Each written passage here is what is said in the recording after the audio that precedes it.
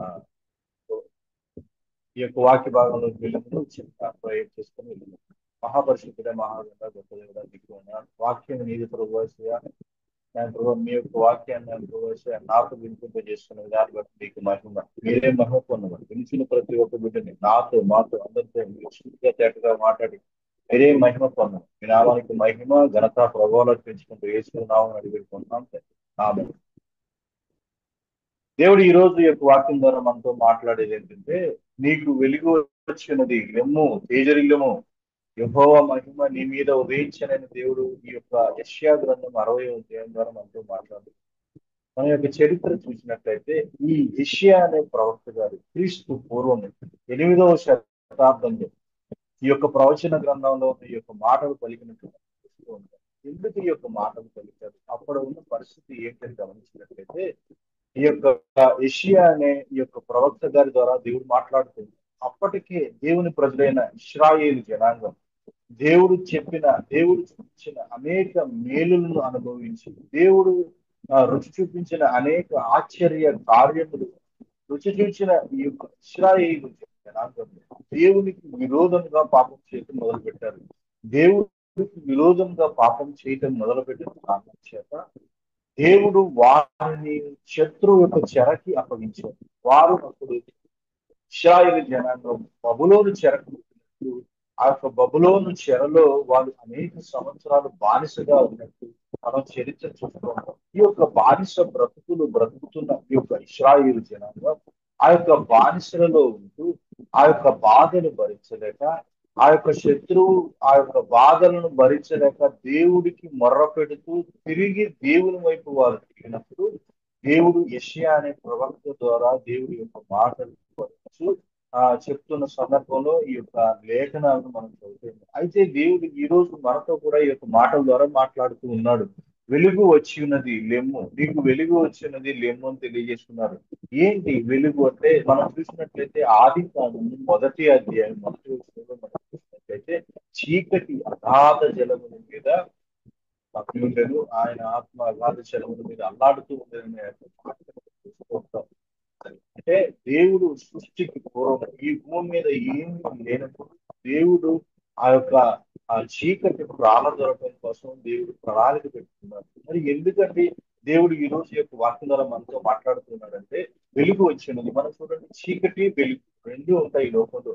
చీకటి ప్రాణదొరకడానికి వెలుగు ఉంటుంది. చీకటిలో మనం ఏదైనా చేయగలమా? చీకటిలో ఏమీ చేయలేము. చీకటిలో కనీసం ఏముందో కూడా గుర్తించలేము.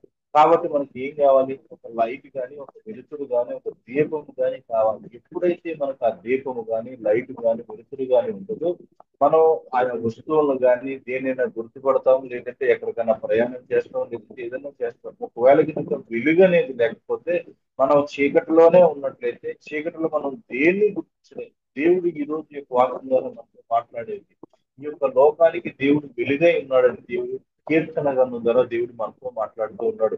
కీర్తన 27వ అధ్యాయం 1వ వచనంలో దేవుడు తెలియజేస్తున్నాడు. ఆ వెలుగు ఎవరు కాదు, యెహోవాయే వెలుగుని దేవుని యొక్క వాక్యం తెలియపరుస్తూ ఉంది. అయితే ఈ రోజు దేవుడు మనతో మాట్లాడేది ఏంటంటే, ప్రతి వ్యక్తి జీవితంలో కూడా రెండు భాగాలు ఉంటాయి. నీ జీవితంలోనూ నా జీవితంలో రెండు భాగాలు ఉంటాయి. క్రీస్తు పూర్వము, క్రీస్తు శకము అని ఈ లోకంలో ఏ రకంగా ఉన్నాయో, ఈ జీవితంలో క్రీస్తు వచ్చిన తర్వాత నువ్వు ఎలా బ్రతుకుతున్నావు, క్రీస్తు రాకముందు నీ జీవితం ఎలా ఉంది, క్రీస్తు రాకముందు మన జీవితం అంతా కూడా చీకటి బ్రతుకులాగే ఉండేదని దేవుడి లేఖనం ద్వారా తెలియజేస్తున్నాడు. వెలుగు వచ్చింది. వెలుగు అనగా క్రీస్తు లేదా దేవుడు లేదా వాక్యం. యోహాను సువార్త 1వ అధ్యాయం మనం చూస్తాం కదా, ఆది యందు వాక్యం ఉండెను, వాక్యము దేవుని ఉంటున్నాను, వాక్యమే దేవుడై ఉన్నాడు. కాబట్టి వాక్యము ద్వారా దేవుడు ఉదయకాలాన నీతో వచ్చి మాట్లాడుతున్న ఈ మాటలు ఏంటంటే, వెలుగు వచ్చినదని తెలియజేస్తున్నాడు. ఈ వెలుగు క్రీస్తు ద్వారా మనకు వచ్చింది. వెలుగు వచ్చిన తర్వాత మనం ఏం చేస్తాం? వెలుగులో ప్రతి దాన్ని గమనిస్తాం, వెలుగులో ప్రతిదాన్ని స్పష్టంగా చూస్తాం. ఈ యొక్క వెలుగు అనేది నీతో ఉన్నంత కాలం నువ్వు ఈ చీకటిని ప్రాణదొరడానికి ఉపయోగపడుతుంది. లోకం అనే యొక్క చీకటి చుట్టూ ఉన్నా సరే, ఈ చీకటిలో మనం వెళ్తున్నప్పుడు మన యొక్క వెలుగు ద్వారా ఇతరులకి వెలుగుగా ఉండాలి. ఒక చీకటిలో మనం లైట్ వేసుకుని వెళ్తున్నప్పుడు మనకి ప్రతి వస్తువు కనపడుతూ ఉంటుంది, మనం చూడగలుగుతాం, మనం గ్రహించగలుగుతూ ఉంటాం. ఆ యొక్క వెలుగు మనం ఇప్పుడు వాక్యానికి అనువదించుకున్నట్లయితే లోకమనే యొక్క చీకటిలో వెలుగనే క్రీస్తును తెలుసుకొని వాక్యాన్ని తెలుసుకొని మనం బ్రతుకుతున్నాం. దేవుని యొక్క ఉద్దేశం ఏంటంటే మనం కిందకు వచ్చినట్టు చూడండి, చూడుము భూమిని చీకటి కమ్ముచున్నది, కటిక చీకటి జనములను కమ్ముచున్నది, యెహోవా నీ మీద ఉదయించుచున్నాడు, ఆయన మహిమ నీ మీద కనబడుతుంది. దేవుని యొక్క వాక్యము, దేవుడు మీతో ఉదయకాలాన మాట్లాడుతూ ఈ రోజు చెప్తున్న మాట ఏంటంటే, దేవుడు నీ మీద ఉదయిస్తున్నాడు. వాక్యము ద్వారా దేవుడు నీ మీద ఉదయిస్తున్నాడు. వాక్యము ద్వారా దేవుడు ఈ రోజు నీతో నాతో మాట్లాడుతూ ఉన్నాడు. ఈ రోజే కాదు, ప్రతిరోజు మాట్లాడుతూ ఉన్నాడు. రోజు రాత్రి ఎలా ఉంటుందో, రాత్రి అయిపోయిన తర్వాత పగలు ఎలా వస్తుందో, దేవుడు ప్రతిరోజు కూడా నీతో మాట్లాడుతూనే ఉన్నాడు. నువ్వు వెలుగుగా ఉండాలన్నదే దేవుని యొక్క ముఖ్య ఉద్దేశం. లోకానికి వెలుగుగా ఉండాలి. లోకానికి వెలుగుగా ఉన్న నీవు నీ యొక్క వెలుగులో లోకంలో ఉన్న అనేక మంది జనాలకు నువ్వు మాదిరిగా జీవాలనుకుంటున్నాడు. అదే మొదటి జీవం 2వ చరణం చూడండి, యెహోవా మహిమ నీ మీద ఉదయించెను. మహిమ దేవుడు మన మీద ఉదయించాలనుకుంటున్నాడు. అంటే ఆది యందు దేవుడు ఆదామును సృష్టించినప్పుడు ఆ యొక్క ఆదాము మహిమగా ఉన్నాడు. కానీ ఆయన చేసిన పాపము, ఆజ్ఞ అతిక్రమము ద్వారా వచ్చిన పాపము వలన మహిమను కోల్పోయాడు ఆదాము. ఈ రకంగా కోల్పోయిన మహిమను తిరిగి ఇవ్వడానికి మలాకీ గ్రంథం తరువాత కొత్త నిబంధనలో యేసుక్రీస్తు ప్రభు గారు జన్మించినట్లు మనం ఈ యొక్క బైబిల్ గ్రంథంలో చూస్తాం. చరిత్ర చెప్తూ ఉంది. మహిమను ఆయన వదిలి మహిమ రహితుడుగా ఈ లోకానికి వచ్చాడు. ఆయన మహిమను ఆ ప్రజలకు ఇవ్వాలన్న ఉద్దేశంతో ఈ లోకానికి వచ్చి తాను మరణమైపోయి తిరిగి వెళుతూ ఆ యొక్క మహిమను నీకు నాకు ఇవ్వాలనుకుంటున్నాడు. ఎవరైతే యేసుక్రీస్తు ప్రభువుని నిజమైన దేవుడిగా అంగీకరించి ఆయన యొక్క వాక్యం ద్వారా, ఆయన యొక్క ఆజ్ఞల ద్వారా నడుస్తారో దేవుడు తిరిగి తన యొక్క మహిమను ఇవ్వాలనుకుంటున్నాడు. మహిమ పొందిన నీవు, మహిమ పొందిన నేను, దేవుణ్ణి తెలుసుకున్న నేను, దేవుని యొక్క ఆజ్ఞల ప్రకారం నడుస్తున్న నీవు నేను దేవుని మహిమపరుస్తూ ఉన్నావా? నువ్వు చేసే వృత్తి ద్వారా కానీ, నువ్వు చేసే పనుల ద్వారా కానీ, నువ్వు ఉంటున్న ఇంట్లో కానీ, నువ్వు ఉంటున్న సమాజంలో కానీ దేవుడు నిన్ను వెలుగుగా ఉండమంటున్నాడు. వెలుగు చీకట్లో ఉన్నా సరే వెలుగుకు గుర్తింపు ఉంటుంది. చీకట్లో ఉన్నా సరే వెలుగు సపరేట్ గా ఉంటుంది. ఎప్పుడైతే వెలుగు చీకట్లో వెలిగిందో చీకటిని మొత్తాన్ని ప్రాగదూరుతుంది. ఆ వెలుగు ఎంత దూరం వెళ్తుందో అంత దూరం ఆ వెలుగులో నీవు, ఆ యొక్క వెలుగులో ఉన్న ప్రతి ఒక్కరు కూడా ప్రతి దాన్ని గుర్తించగలుగుతారు. నిన్ను బట్టి నీ కుటుంబము, నిన్ను బట్టి నీ సమాజం, నిన్ను బట్టి నీ తోటి ఉద్యోగస్తులు, నిన్ను బట్టి నీ ఫ్రెండ్స్, ఒకవేళ నిన్ను బట్టి మహిమ పొందుతున్నారా? నీ దేవుడు లేదా మనము ఆరాధిస్తున్న మన దేవుడిని బట్టి మనము దేవుడిని మహిమపరుస్తూ ఉన్నామా? దేవుడి యొక్క లేఖనం ద్వారా మనతో మాట్లాడేది అదే. యెషయా ప్రవక్త అయిన ఆ యొక్క భక్తుడు ఈ యొక్క మాటలు పలుకుచు బబులోను చెరలో ఉన్న ఇశ్రాయేలు జనాంగం నుంచి వారు దేవునికి మొర్ర పెడుతూ దేవుని వేడుకున్నప్పుడు దేవుడు వారి మొరను విని ఆయన తిరిగి రాబోతున్నాడు అని, మహిమ మహిమగా ఆయన తిరిగి రాబోతున్నాడని యెషయా భక్తులు తెలియజేస్తున్నాడు. చీకటి కమ్ముతుంది అనగా లోకంలోకి పాపము వస్తుంది అని అర్థం. మనం కూడా చూసినట్లయితే ఇప్పుడు ఉన్న పరిస్థితులు మనం గమనించినట్లయితే ఈ లోక పరిస్థితులు ఎలా ఉన్నాయి, ఆ రోజుల్లో ఉన్న పరిస్థితులాగే, ప్రవాహ దినాలలో ఉన్న పరిస్థితుల్లాగే ఈ రోజు ఉన్నట్టు మనం చూస్తూ ఉన్నాం. రాజ్యము మీదికి రాజ్యము, దేశము మీదికి దేశము, అనేక శత్రువుల యొక్క దాడులు జరుగుతూ ఉన్నాయి. చీకటి కమ్ముతూ ఉంది. అప్పుడు ఆ యొక్క లోకంలో చీకటి కమ్మినప్పుడు యేసుక్రీస్తు ప్రభు గారు ఈ లోకంలోకి వచ్చి ఆ చీకటిని పారదోరటం కోసం దేవుడు ఈ లోకానికి వచ్చాడు. మరలా ఇప్పుడు చీకటి కమ్ముతుంది, మరలా ఇప్పుడు పాపం పెరిగిపోతుంది. మన చుట్టూ ఉన్న సమాజంలో, మనం నివసిస్తున్న ప్రాంతాల్లో అనేకమైన అరాచకాలు జరుగుతున్నాయి, అనేకమైన హింసలు జరుగుతున్నాయి, అనేకమైన దాడులు జరుగుతూ ఉన్నాయి. అయితే దేవుడు ఈ రోజు నీతో నాతో మాట్లాడే విషయం ఏంటంటే, ఈ యొక్క పాపము లేదా ఈ యొక్క చీకటి కమ్ముతూ ఉన్నప్పుడు నీవు వెలుగుగా ఉండాలి. అంటే నువ్వు వెళ్ళిపోయి ఆ యొక్క ఆటంకాలను ఆపమని కాదు, కానీ చూస్తున్న నీవు, గ్రహిస్తున్న నీవు, పరిశీలిస్తున్న నీవు దేవునికి ప్రార్థన చేసేవాడిగా ఉండాలి. ప్రతి విషయాన్ని బట్టి దేవునికి మొర్ర పెట్టుతూ ఉండేవాడిగా ఉండాలి. అదే దేవుని యొక్క ముఖ్య ఉద్దేశం. నీవు నేను వెలుగుగా ఉండాలంటే ప్రతి నిత్యం ఆయన ఆజ్ఞను కనుగొనాలి. ఆయన ఆజ్ఞల ప్రకారం ఎవరైతే నడుస్తారో, ఆయన వాక్యం ప్రకారం ఎవరైతే నడుస్తూ జీవిస్తూ ఉంటారో వారే వెలుగుగా ఉంటారు. వారే కుటుంబానికి, సమాజానికి, చేసే యొక్క ప్రాంతాలలో, ఉద్యోగ ప్రాంతాలలో, సమాజంలో మనం వెలుగుగా ఉంటాం. వెలుగుగా ఉండాలనేదే దేవుని యొక్క ఉద్దేశం. అందుకనే దేవుడు నిన్ను నన్ను ఈ యొక్క ఆ వృత్తిలో ఉంచాడేమో. ఒకవేళ అందుకే నిన్ను నన్ను యొక్క ప్రాంతాల్లో ఉంచాడేమో.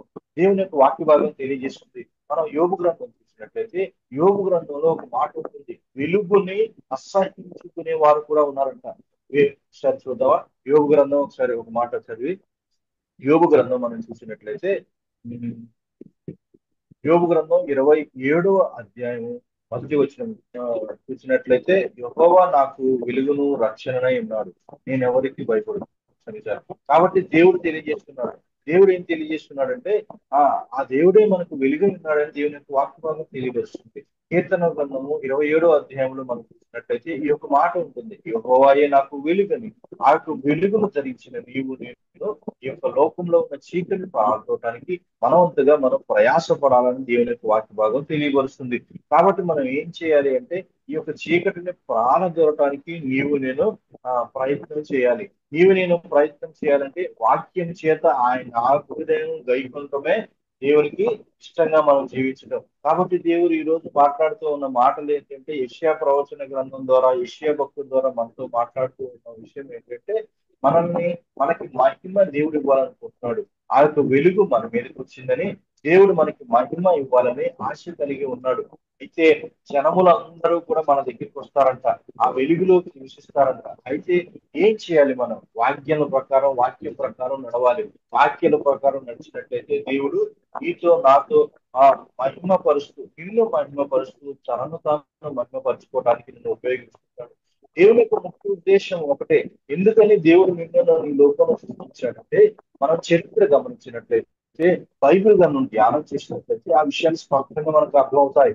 ఆయన ఆయన అక్కడ కెరూబు స్థానంలో నిన్ను ఉంచాలనుకుంటున్నాడు. లూసిఫర్ అనే ఒక దేవదూత ఆకాశంలో దేవుని సముఖంలో ఒక గేయకారుడిగా ఉండవలసిన ఆ యొక్క దూత తనను తాను గర్వించుకొని దేవుడి స్థానానికి ఆ తనను తాను ఎప్పుడైతే ఊహించుకుందో దేవుడు తనను గెంటి వేశాడు, తన రాజ్యం నుంచి గెంటి వేశాడు.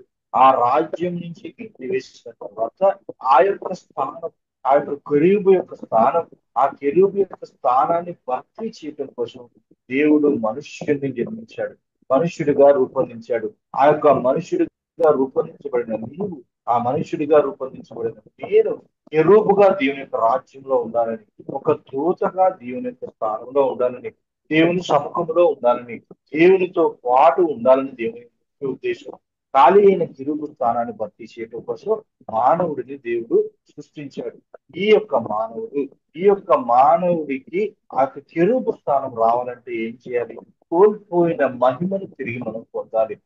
కోల్పోయిన మహిమ మనంతటా మనం పొందలేమని గ్రహించి తనంతట తానుగానే దేవుడు ఈ లోకానికి వచ్చి తన మహిమను నీకు నాకు ఇవ్వాలనుకుంటున్నాడు. ఆ యొక్క మహిమ ఎలా వస్తుంది? అంటే వాక్యాన్ని ధ్యానం చేసినప్పుడు, యేసుక్రీస్తు ప్రభువు నిజంగా అంగీకరించి ఆయన ఆజ్ఞ చొప్పున, ఆయన యొక్క మాటల చొప్పున మనం నడిచినప్పుడు దేవుడు మనకి ఆయన యొక్క మహిమ ద్వారా ఆ యొక్క కెరూబు స్థానాన్ని ఇవ్వాలనుకుంటున్నాడు. అందుకనే దేవుడు ఈ లోకంలో నిన్ను నన్ను ఉద్దేశించాడు. నువ్వు ఒక కెరూబుగా ఉండాలి, నేను ఒక కెరూబుగా ఉండాలి. మనందరము కలిసి ఆ కెరూబులుగా దేవుని రాజ్యంలో ఖాళీగా ఉన్న ఆ యొక్క స్థానంలో భర్తీ చేసే విధంగా దేవుడు నిన్ను నన్ను నిర్మించుకున్నాడు. మనందరము దేవుని యొక్క స్వరూపంలో నిర్మించబడిన నీవు నేను మనము అందరం కూడా దేవుని యొక్క మహిమను ప్రచురము పరిచే విధంగా ఆయన యొక్క గుణలక్షణాలు కలిగి ఉండాలి. ఆయన యొక్క గుణలక్షణాలు మనకి రావాలంటే ఆయన యొక్క మాటల ద్వారా మాత్రమే, ఆయన యొక్క ఉద్దేశం అర్థం చేసుకొని ఆయన లాగా తయారవడానికి ప్రయత్నం చేయడం కోసమే దేవుడు ఈ రోజు నిన్ను నన్ను ఏర్పరచుకున్నాడు. దేవుడు మనకు చెప్తూ ఉన్నాడు ఏ రకంగా ఆయన చీకటి మరలా వస్తుందని తెలియజేస్తున్నాడు. ఈ లోకంలో చీకటి మరలా రాబోతుందని తెలియజేస్తున్నాడు. ఏషియా భక్తుడి ద్వారా తెలియజేసిన మాటలు అవే. చీకటి మరలా కమ్ముకుంటుందంట, చీకటి మరలా వస్తుందంట. ఈ యొక్క చీకటి మరలా వస్తున్నప్పుడు దేవుని యొక్క రెండో రాకడ కూడా మరలా రాబోతూ ఉంది. మనం అందరం చూస్తూ ఉన్నాం, లేఖనాలు పరిశీలన చేస్తూ ఉన్నాం. రాజ్యము మీదికి రాజ్యము, దేశము మీదికి దేశము, ప్రజల మీదికి ప్రజలు, హింసలు పెరిగిపోతూ ఉన్నాయి, దాడులు పెరిగిపోతూ ఉన్నాయి. ప్రతి విషయంలో ప్రతి దగ్గర అరాచకాలు ఎక్కువైపోతూ ఉన్నాయి. ఇది దేనికి సంకేతం అంటే దేవుడు మరలా రెండవ రాకడలో రాబోతున్నారు. ఎప్పుడైతే చీకటి మరలా కమ్ముతుందో వెలుగుగా ఆయన రాబోతున్నాడు. ఈ లోకంలో ఆల్రెడీ వెలుగుగా ఉన్న నీవు దేవుణ్ణి మహిమపరిచే విధంగా జీవించడానికి దేవుడు నిన్ను ఏర్పరచుకుంటున్నాడు. కాబట్టి ఎట్టి పరిస్థితులను కూడా తిరిగి మనము మన చీకట్లోకి వెళ్ళకూడదు. దేవుని యొక్క వెలుగులో, దేవుని యొక్క మాటల ద్వారా, దేవుడు మనకు చూపించిన ఆ యొక్క ఆ సంకల్పం చొప్పున, దేవుని యొక్క ఉద్దేశం చొప్పున నీవు నేను ప్రవర్తించినట్లయితే, నీవు నేను ఆయన మహిమపరిచినట్లయితే, దేవుడు తన మహిమను నీ ద్వారా తీసుకొని తాను మహిమపరచాలనుకుంటున్నాడు. దేవుని యొక్క ముఖ్య ఉద్దేశం ఒకటే. ఈ యొక్క బైబిల్లో అంతట్లో కూడా దేవుని యొక్క ఉద్దేశం అదే. దేవుడు మహిమపరచాలనుకుంటున్నాడు. దేవుడు తనంతట తాను మహిమపరచబడటానికి నిన్ను ఉపయోగించుకుంటున్నాడు. నీ ద్వారా ఆయనకు మహిమ రావాలి. నువ్వు చేసే పనుల ద్వారా ఆయనకు మహిమ రావాలి. నువ్వు చదువుతున్న చదువు ద్వారా, చేస్తున్న ఉద్యోగం ద్వారా, నడుస్తున్న నడక ద్వారా, వెళుతున్న పరిస్థితుల ద్వారా, సమాజం ద్వారా నీ ద్వారా ఆయనకు మహిమ రావాలి. అందుకనే దేవుడు ఈ ఉదయకాలాన్ని చెప్తూ ఉన్నాడు. ఈ యొక్క ఉదయాన్న ఆయన యొక్క మహిమ మన మీద ఉదయిస్తూ ఉందంట. ఆయన యొక్క మహిమ ఏదో కాదు, ఆయన యొక్క వాక్యమే. ఈ ఉదయకాల వాక్యం ద్వారా దేవుడు నీతో నాతో మాట్లాడుతూ ఏంటంటే మనకు వెలుగు వచ్చిందని తెలియజేస్తున్నాడు. ఈ యొక్క వెలుగులో మనము దేవుని యొక్క ఆ యొక్క అద్భుతమైన ఆశ్చర్య కార్యాలను ప్రజలకు ప్రచురం చేస్తూ మన సమాజంలోను, మన కుటుంబంలోను దేవునికి మహిమకరంగా జీవిద్దాం. దేవుడు ఇచ్చి మాటలు మనందరి వినికిడిలో దీవించి ఆశీర్వదించుగాక. ఆమేన్.